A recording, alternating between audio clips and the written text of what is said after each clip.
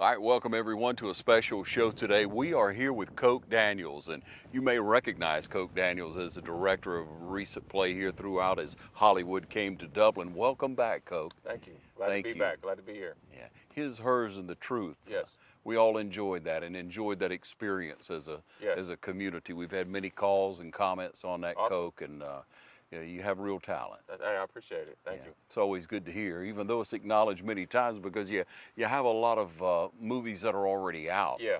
Quite a string of them, as a matter of fact. Yes, sir. Quite a bit of revenue that's been generated off those movies. Absolutely. It's been an interesting journey. Been a blessing, Yes, hasn't it? absolutely.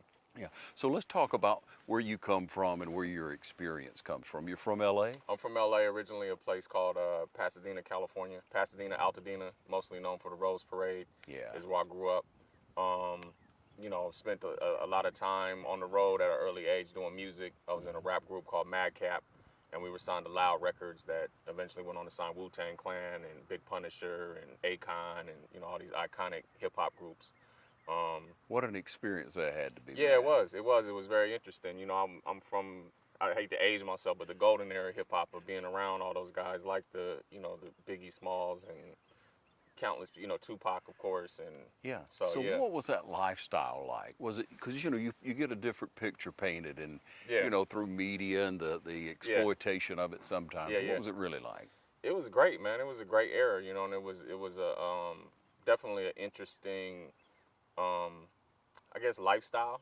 Being in the music business, starting in the music business and being around a lot of these guys that went on to be icons. Who it's amazing for me to look at people like Jay-Z, who, obviously I knew as a rapper first, and now to see where he's taking things, and Dr. Dre and people like that. So, it's an interesting time in history. Mm-hmm. A lot of cultural relevance, during the late 80s, early 90s, and I still kind of reflect that even in my work. You'll see a lot of nostalgic stuff, and just kind of, you could kind of tell that I come from a music background in my style of writing and also filmmaking. So you feel like it was real and raw at that time? Yeah, it was. But I hate to say that, though, because it's youthful expression. So, and that's what I tell people of my generation all the time that want to say the young guys are this, and that. And, somebody older than us thought that about us as well. Yeah. The Melly Mel's and the Curtis Blows probably thought Run DMC was horrible. So it's just, I try not to get into that. I like, some of the contemporary music. I mean, I'm still more so into the, that era of hip hop. But there's some young guys that are good too. But like many of us, you appreciate that. Absolutely. You may not like it all, but you see that talent. Yeah, I do, and it's not for me. Like, the Migos aren't in the studio thinking about some 40-year-old filmmaker and what he thinks. You know what I'm saying? They're appealing to their audience, as they should. Mm-hmm. So, and that's what it's all about, and that's what we're doing with the project that you all are now undertaking here in our community. Mm-hmm. And you're working to put together an extreme movie, a movie about the life of Demaryius Thomas, about his family, about a situation in life that many people don't look at in the proper light. I don't think. No. When you start breaking it down and looking into it and that experience and that lifestyle, you have to look at someone and where they come from, so to speak, what they've been through before you know who they are or what the situation is. No one knows what they would do until they're put in that situation. My uncle says there's a little bit of larceny in all of us. So it just, sometimes, and I think that's what's important about their stories, is I really want to humanize the experience. Because a lot of people look and go, oh, they were selling drugs, they went to jail, that's what they get. It's not that cut and dry always, and there's definitely, all good movies are about two things, and there's two different through lines to good movies. It's always what's on face value, like you're saying, is Demaryius and his family and kind of what they went through, but also the, the broken legal system, where a lot of these mandatory minimum, type sentences and stuff like that just don't work out in a lot of cases, and I believe this to be one of those cases where they definitely, did some wrong, admittedly, should have done some jail time, but the amount of jail time given was a bit extreme. Yeah, so, extreme. It's so extensive. Yeah. When you look at it, it's like, hold on. Yeah.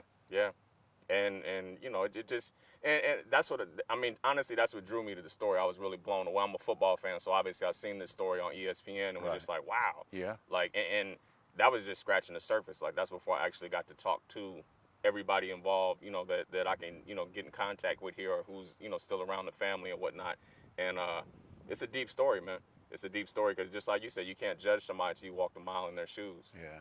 And poverty, a lot of times can cause you to make some bad decisions. Not that it's, you know, that's an excuse. Right. But, you know, when you got kids and your back's against the wall and, you know, it just, you know, sometimes you're forced into making, you know, bad decisions. Yeah, and so many things are situational. Yeah. It might be easy for you and I to say, well, we wouldn't do that, Yeah. I wouldn't do that, but I'm sitting there with my mom and dad involved in my life Yeah, exactly. and surrounded, you know, maybe in a decent home and Exactly. food on the table every Exactly. day and not trying to have to scratch out a living Exactly. every Exactly. day. It You makes know, a big difference. It does, and I think this is what's great about this story is, again, it's a cautionary tale where I think there's people that'll go through this stuff now because a lot of what happened to them was just based on them being naive and not understanding the legal system and understanding how conspiracy cases work and stuff like that. Like, it doesn't, you know, once you're in their crosshairs, you know, it doesn't take much to you know, you to end up in a conspiracy case. It's a very thin line,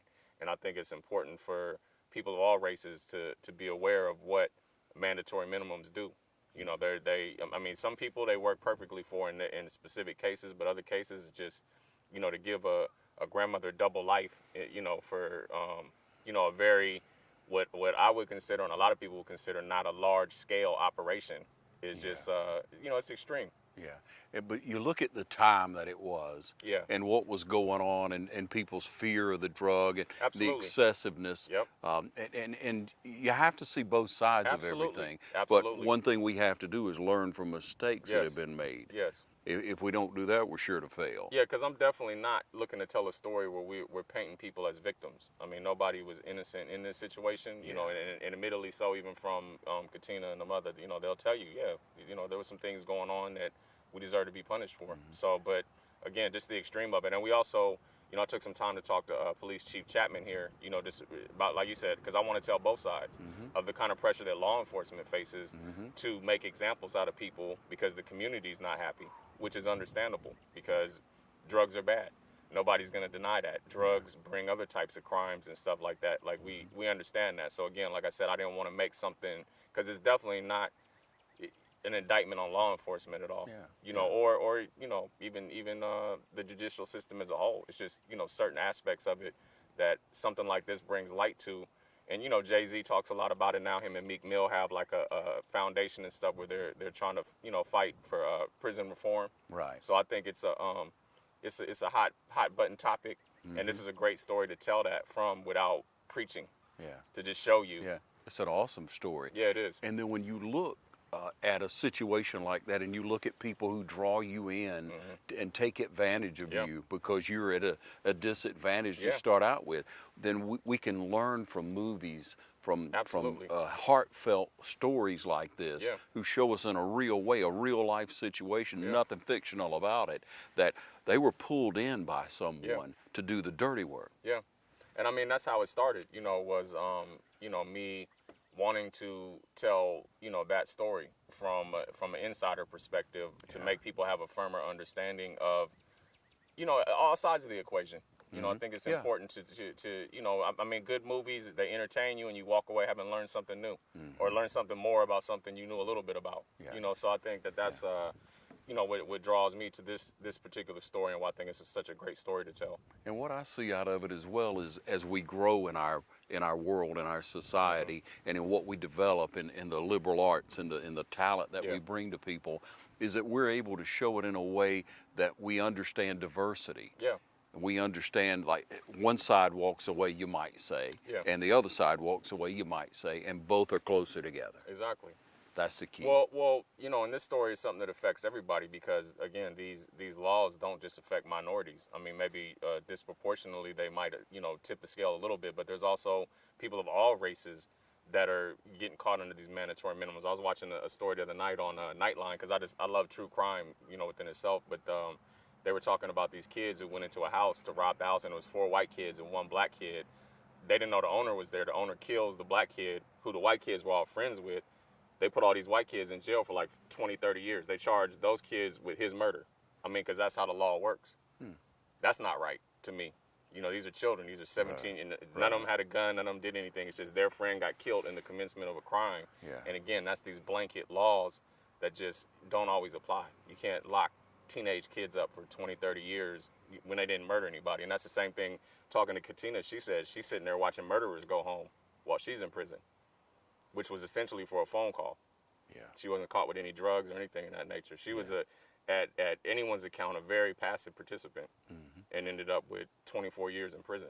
Yeah, it's going to be a terrific story. It's going to be a terrific movie. You're going to be here in our community actually producing it. Absolutely. I mean, we got to, and it's that's what I think is great about this story too. Is it's such a great backdrop. Like we've seen Compton, we've seen Brooklyn, we've seen Chicago, we've seen, you know, we haven't seen Middle Georgia. We've seen Atlanta. We haven't seen Middle Georgia in a story like this against a totally different backdrop, which also brings to the point of why this was sort of treated this way. Because me being here and going to the actual location where it happened at, and, you know, it's a small community. Everybody knows everybody. There's nowhere to hide. Yeah. You know, people know what you're doing. The word gets around. The police have to do things to keep the citizens happy, and it's just, you know, it's a sticky situation. It's a slippery slope. So I'm trying to navigate it correctly, like I said, because I'm not trying to villainize anyone. I just want to tell the story the way it happened, you know, and that's why I'm here too, conducting interviews. And you can't write about somewhere you've never been, and definitely being here in Dublin just gives me a totally different feel, and just being able to talk to not even just the people with the story, but people just from here in general that have knowledge of Demaryius or his mother. I mean, it's a great story, man, and a great city. And I'm happy, you know, my management team, you know, they kept pressing me like, let's do something in Dublin, and then this came about, so it was perfect. Yeah, we're talking to Coke Daniels about the movie, around Bebe's family, about him, about his life here in Middle Georgia, Montrose, and then moving on to great things he did. We're going to take a short break, and we'll be right back, so you stay with us.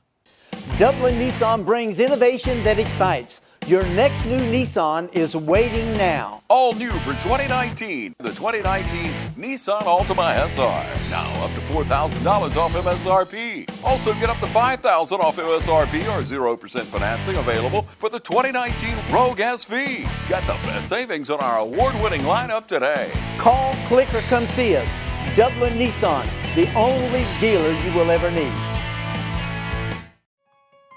The City of Dublin Natural Gas provides the most cost-efficient source of energy available today. So for your home, choose the most natural resource. Safe, clean, efficient. All new subdivisions around the Dublin area have natural gas available. Start reducing your energy bills today with Dublin City Natural Gas Department. Natural gas, the smart choice. Call 277-5048 today and let us help you start saving today. All right, we welcome you back again. Coke Daniels has given us some time out of your schedule, and we appreciate that. At the end of the day, sitting out on this beautiful dock, you got a great atmosphere to walk in. Yeah, absolutely. Yeah, and it definitely, this is definitely the most scenic location I've ever written at. It definitely beats a Starbucks. Yeah. Been there, huh? Yeah, exactly. Yeah. Yeah, a lot. I mean, I write anywhere, but definitely this is a lot of the first times things for me. This is definitely the best, you know, scenery for me to write. Definitely get, you know, you're isolated, you're just in your thoughts, and this is that type of project that deserves that kind of attention and that kind of focus. So you look at the difference in the time when you're telling this story, and it'll be difficult for a lot of younger people than us to visualize that when all this went down, and Bebe's in at Northwest Lawrence, he's in an elementary school, and hardly anyone knew about the situation. Yeah.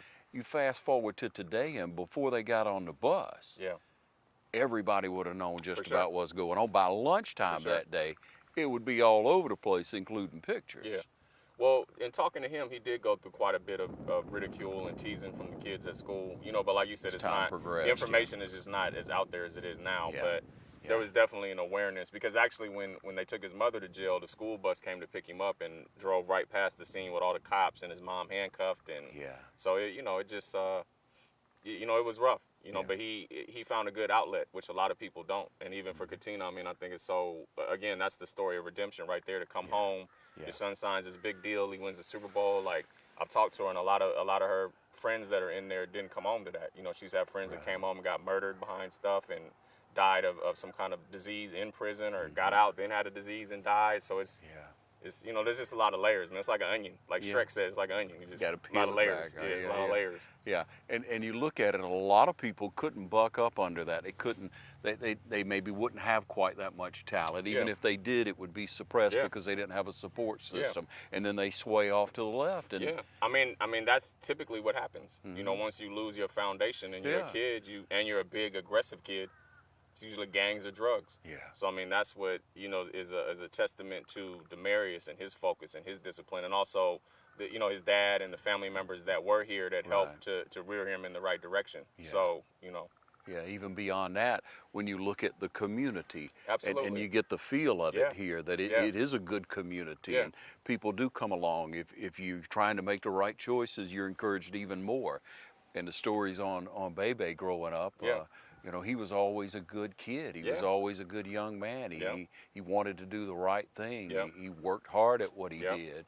He was a good athlete, like you say, and that paid off. Exactly. More people fed into him, but he did have some extended family, thank the Lord. Yeah, and he, you know, and he's got a lot of love for Dublin. You know, that's why he backs the project, because he knows, you know, my management team is Dublin guys, and it's a story about Dublin people and a story about Dublin. So, you know, but it's definitely a testament. I mean, a lot of people, it's interesting because you know, me growing up particularly, I've seen friends who had families that were, you know, worked at Disney, and then their kids end up gangbangers. Yeah. And then I have friends whose parents were crackheads and they ended up at Harvard or Yale, or so it's just weird how different people respond to adversity.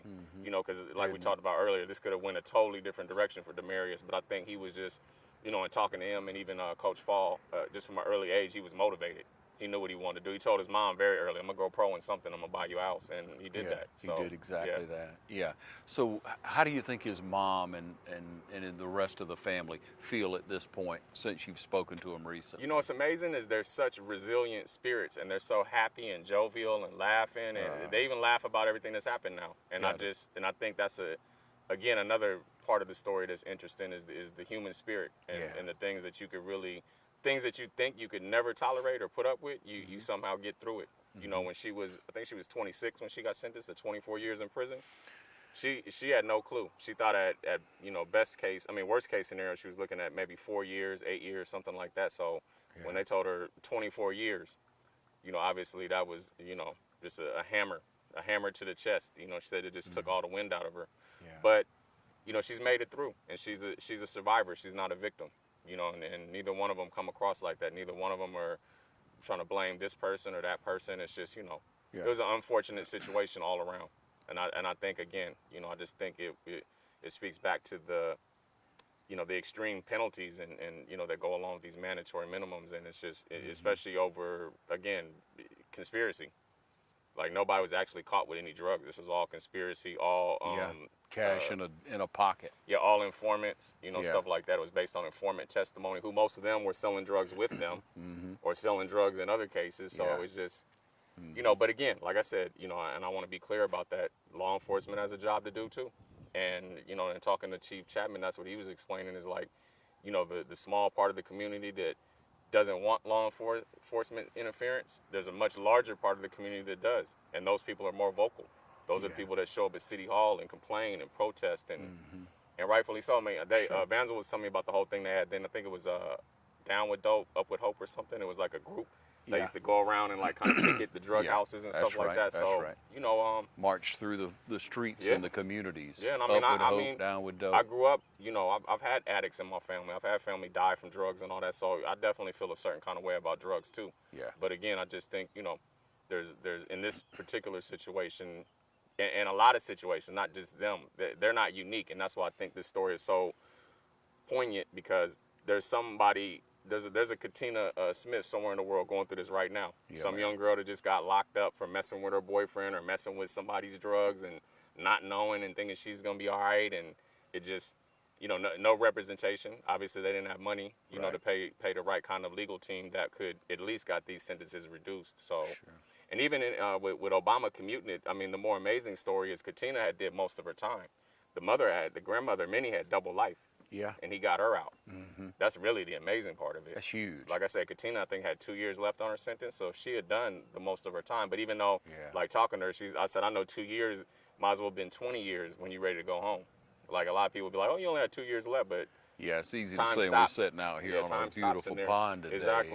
Exactly. Yeah. So, But we appreciate you taking the time and sharing with us and letting the community know what's going on right here around us, and the influx of talent that'll be coming in, the influx of money that'll be coming into our area, Yes. the notoriety that Dublin and Lawrence County will have from this terrific movie. yes, and we're going to be looking for a lot of local talent, both in front of the camera, behind the camera, because you know, there's a lot of great roles in this film that we're not going to necessarily want to bring people in from Atlanta or LA or wherever, and I think there's some talent right here that's undiscovered and need opportunities. So do we sit tight and wait on that opportunity? it's coming soon. Yeah. Well, that's the next announcement rolling out soon. I think we're looking at sometime in May. We're going to be doing an open casting call, so you guys will definitely be the first to know. All right. Yeah.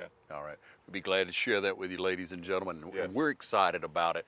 We know the community is excited about it as we get more and more about the word out that we want to put our best foot forward on this. When the casting call comes, you want to show up. But there's even going to be opportunities possibly for those who may want to invest in the movie, to move Absolutely. it forward, because it's a venture, but there's quite a payoff on it. When we look at what capital it takes to start a movie, and then the result of the average movie that you've produced. And then the economic impact on the community. Like we're gonna put a lot of money into the community here with jobs and opportunities and stuff like that, and hopefully bring more productions to Dublin. Because once upon a time, people were like, Atlanta, I would never shoot there, and now Atlanta is one of the most filmed locations in the world. Yeah. So you know, there's nothing to say that you can't bring at least a fraction of that business to Dublin. Right. We're going to explore more of that as it goes along, ladies and gentlemen, and why that works in rural Georgia, why it's working right here in our community, and why Coke Daniels is here, being able to visit with everybody. So when you see him out the grocery store, out at the restaurant, you know, be sure to make him feel welcome, and hey, you'll recognize him, maybe buy his dinner, right? Yeah, absolutely. Fish. We talked about the fish already. Yeah, you like a lot of fish. Yeah, so. exactly. Hey, we thank you for speaking with us. Yes. We look forward to talking to you again real soon Awesome. and catching up on what's going on. Okay. Thanks Thank a you. lot. Yes.